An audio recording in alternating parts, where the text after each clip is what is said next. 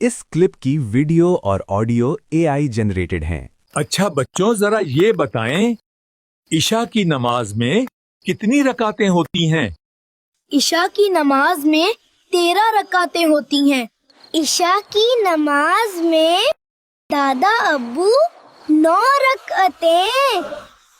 इशा की नमाज में होती हैं 17 रकातें।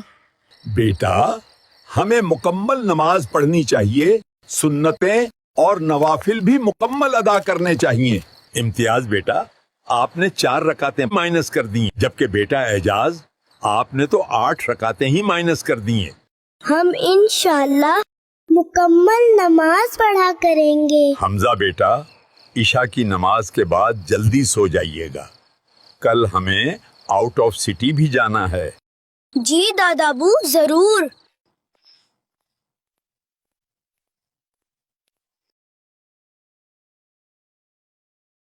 अल्हम्दुलिल्लाह, हम कराची से बखैर व आफियत मुल्तान शरीफ पहुंच चुके हैं। चलो बेटा, अब हम यहीं बस अड्डे पर जोहर की नमाज अदा कर लेते हैं। जमात तो शायद हो चुकी होगी। हमजा बेटा, कितनी रकातें पढ़नी है? दादा अब्बू, 12 रकातें पढ़नी हैं। 12 नहीं, 10 पढ़नी है। दादा अब्बू, आप ही ने तो कहा था कि पूरी सारी नमाजें पढ़नी चाहिए, तो फिर ये 10 कैसे? क्योंकि हम मुसाफिर हैं और मुसाफिर को जोहर, असर और इशा के 4 फर्जों में रियायत, कंसीशन, रिलीफ, आसानी और छूट हासिल होती है। फर्जों में कंसीशन? हम तो अब बस से उतर भी चुके, अब तो हम मुसाफिर नहीं हैं।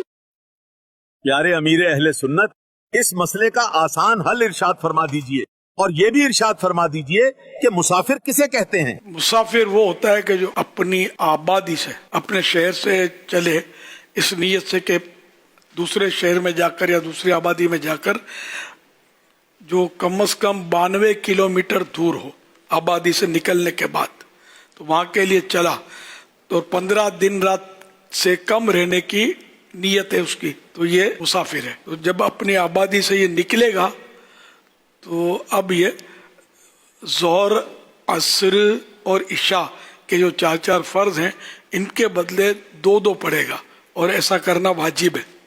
4 पढ़ेगा तो गुनाहगार हुआ।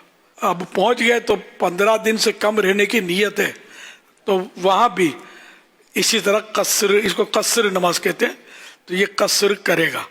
फिर जब ये चलेगा, बाहर निकलेगा, जब तक अपनी आबादी में दाखिल नहीं होता, ये कसर ही नमाज पढ़ेगा। सुन्नतें, वित्र, मगरिब के 3, ये सब पूरे ही पढ़ने, इनमें कोई कंसेक्शन, रियायत, रिलीफ नहीं है।